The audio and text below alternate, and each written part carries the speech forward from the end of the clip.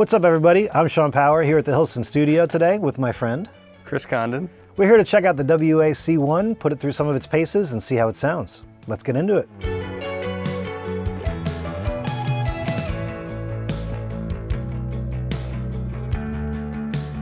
The WA-C1 faithfully recreates the most celebrated all-analog chorus and vibrato pedal, known for pure analog tones and rich modulation. This pedal combines a faithful circuit design with separate controls for depth and rate on the chorus side, and added high Z selection for a no-compromise 100% analog chorus experience. WA-C1 has a single input with both mono and stereo output operation. With a 100% analog preamp matched to the renowned original, the level control adds bite, depth, and even some natural compression to guitar tones, even in bypass mode. Notable artists who use the original CE1 chorus pedal include The Police, Queen, Red Hot Chili Peppers, Stone Temple Pilots, The Eagles, Eric Clapton, and Rush. The WA-C1 delivers lush mid-range depth and detail associated with proper Bucket Brigade device analog chorus pedals. Leveraging a modern MN3007 BBD chip recreation by Xvive with other premium components and boutique build quality, the WA-C1 is carefully clocked to match the depth and the rate of the original pedal to reproduce the detail expected from the most sought-after vintage pieces. The entire pedal circuit is supported internally with a dual DC to DC voltage converter to deliver robust power even when using an external 9-volt power supply. Let's hear how it sounds. Why don't we start off? Chris, tell us a little bit about the guitar and your pedal board rig and kind of what we're going through here. Okay, this is a Tele that I built. It's got some Joe Barden noiseless Tele pickups in it. And I'm hitting my board. It's my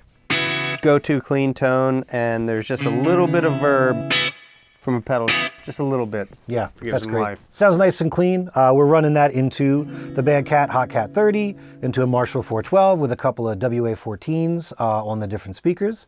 All that's running into the WA-273 flat with no EQ, so you can just hear the sound of the mics and the amp and the tone, so you can really hear the features of the pedal. This is a more modern iteration of a classic chorus pedal with some features that you don't have on the original. For example, you have an ability to control the depth of the chorus. On the original, you have an intensity knob that pretty much just gives you faster or slower speeds.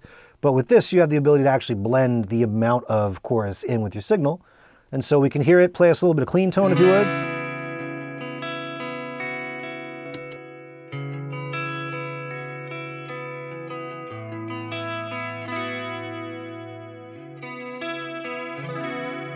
So that's maximum.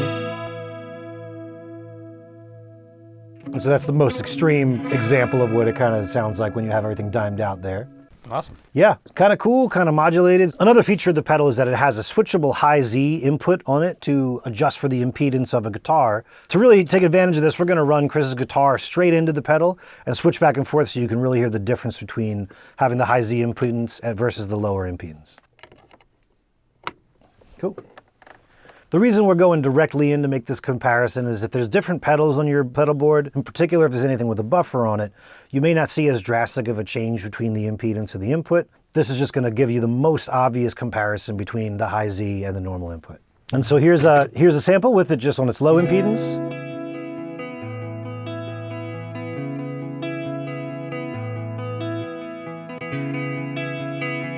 That's switched.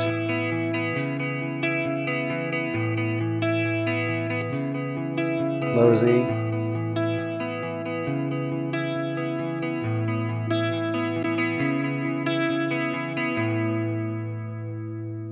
So you can hear that there's a bit more top end coming through when the impedance is adjusted more for what the instrument is expecting. This pedal also has a dedicated preamp section.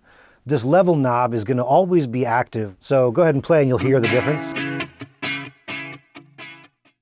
So you see that the signal kind of goes away completely whether the pedal is on or off.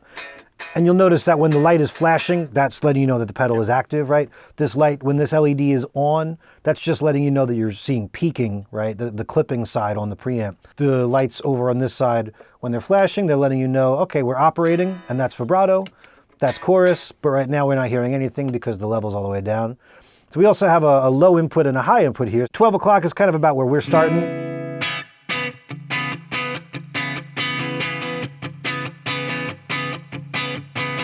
So as established, that's kind of our go-to clean tone. Now we can start bringing this up and hearing a little bit of the drive section. Let's take a look at how that sounds.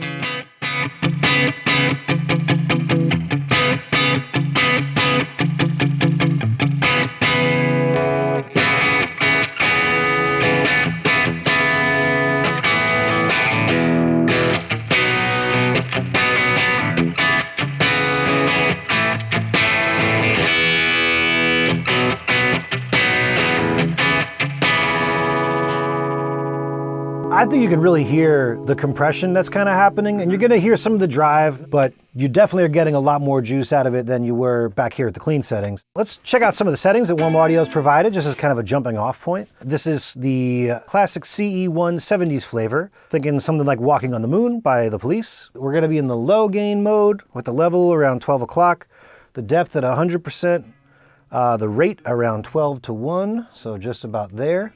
And we're gonna be in chorus mode. Just again, as a baseline, here's our clean tone. Cool, and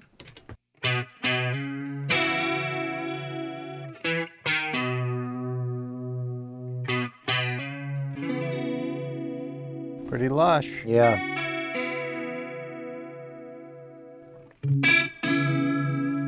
Now that sounds almost like too much unless you're really going for like a gimmicky kind of thing, I think.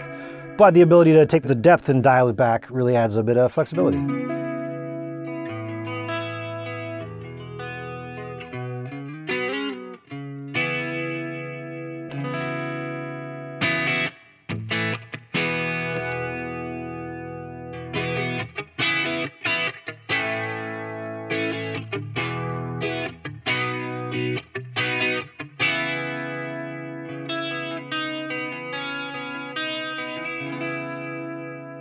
I think it sounds great. So this is kind of our maybe more 90s setting. We've got the high-low level. We're going to set it to high. I'm going to keep the input maybe 6 to 8 o'clock, so a little on the lower levels, so we're not getting too much grit. We'll get a little bit more of that compression and spank. The depth between like 90 and 100%, and the rate about 10 o'clock. Kind of see, well, let's say right about there. And one more time, just our clean tone. Killer.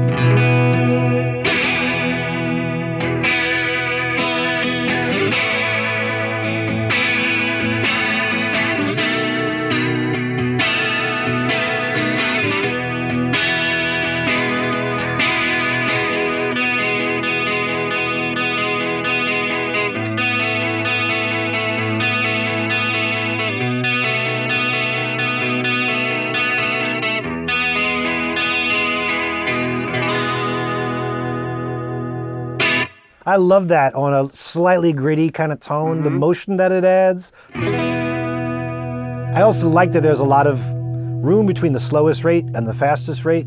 Like, I'm always kind of curious when I get a pedal is like, let's try it all the way down, let's try it all the way up. I like that you have a pretty slow, but when you want to go fast, yeah, that's real fast. If you hit that depth, you get that Leslie.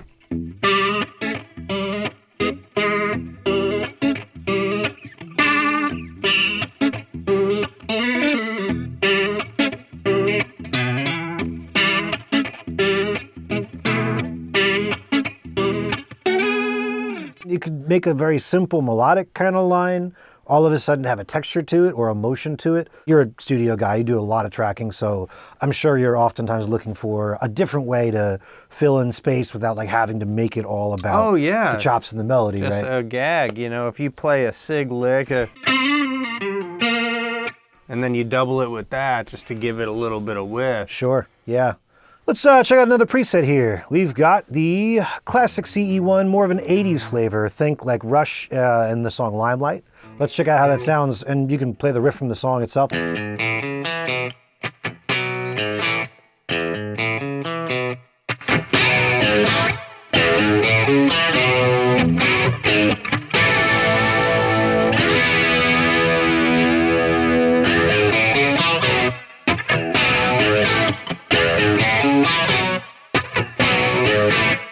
Yeah, that's pretty, yeah. So I like that gain. It's given that the chorus and the gain. Yeah. So we actually have a copy of the original Boss pedal that is the inspiration for the WA-C1.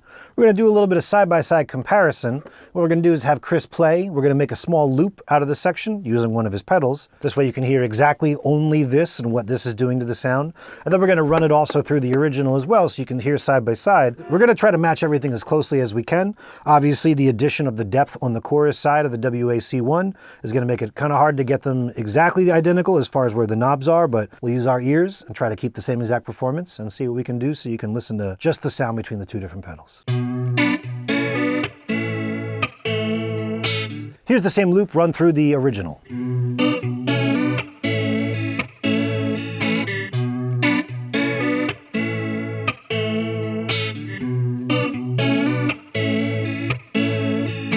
Here's another comparison, but on the vibrato side, between the original and the WA-C1.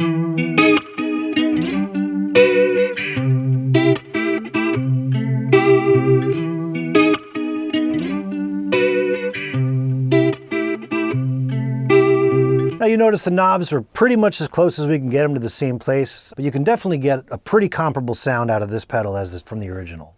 We're going to try comparing just the preamp portion of the pedals to each other. We're not going to run through a looper for this. We're going to run direct in so you can really hear the difference in the high Z setting, as well as be able to hear the different gain characteristics between the two different pedals.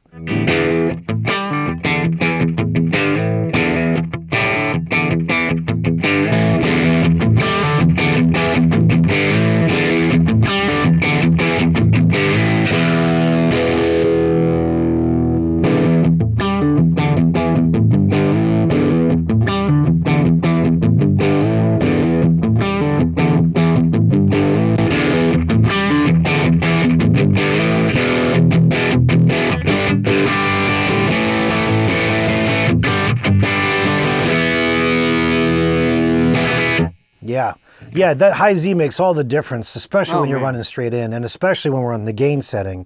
That extra bit of top end really seems to integrate nicely, I think, with the overdrive. Yeah, that's fantastic. Now let's compare that against the original.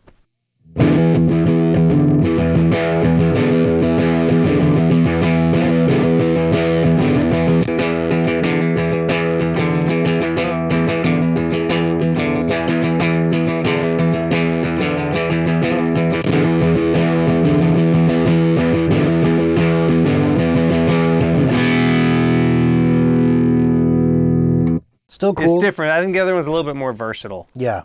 This feels like it's only going to do kind of woolly retro. It doesn't sound as compressy as the warm pedal did. I think people should not sleep on the input side of the WA-C1. Overdrive. Yeah, super cool. Like for the tone, the compression, just, you know, all the analog goodness. Yeah. I feel like there's a lot of very interesting stuff coming out of the preamp side, out of the high Z selector.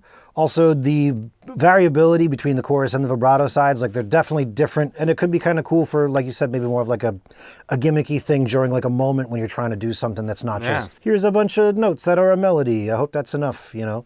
Yeah, I think it's pretty rad.